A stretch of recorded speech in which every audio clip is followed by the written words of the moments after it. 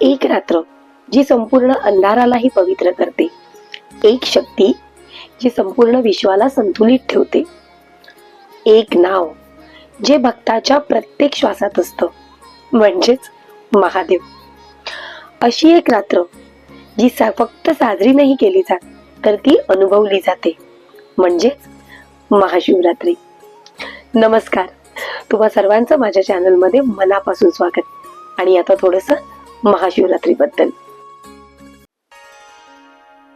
महाशिवरात्री हा भगवान शिवांचा सर्वात पवित्र दिवस मानला जातो. माघ महिन्यातील कृष्ण पक्षाच्या चतुर्दशीला हा सण साजरा केला जातो. या दिवशी भगवान शिव आणि माता पार्वती यांचा दिव्य विवाह झाला असं पुराणांमध्ये वर्णन आहे. म्हणूनच हा दिवस भक्ती, श्रद्धा आणि समर्पणाचं प्रतीक आहे.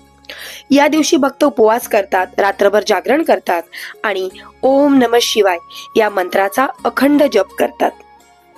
शिवलिंगावर दूध, पाणी, धोत्रा, बेलपत्र, बेलाचं फळ, मध, चंदन, उसाचा रस अर्पण करावा.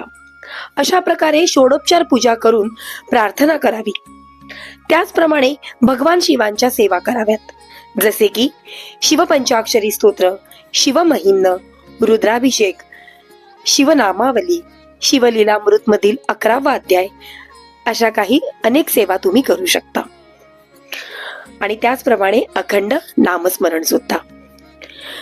या सगळ्यांच्या पलीकडे भगवान शिवांना अजून काय हवं असतं, तर फक्त शुद्ध भावना. महाशिवरात्री विवाह किंवा पूजा यांपुरता मर्यादित नाहीये. त्यामागे खोल आध्यात्मिक अर्थ आहे. तो काय आहे हे पाहूया पुढच्या भागामध्ये. तोपर्यंत स्वस्त राहा, मस्त राहा. हर हर महादेव.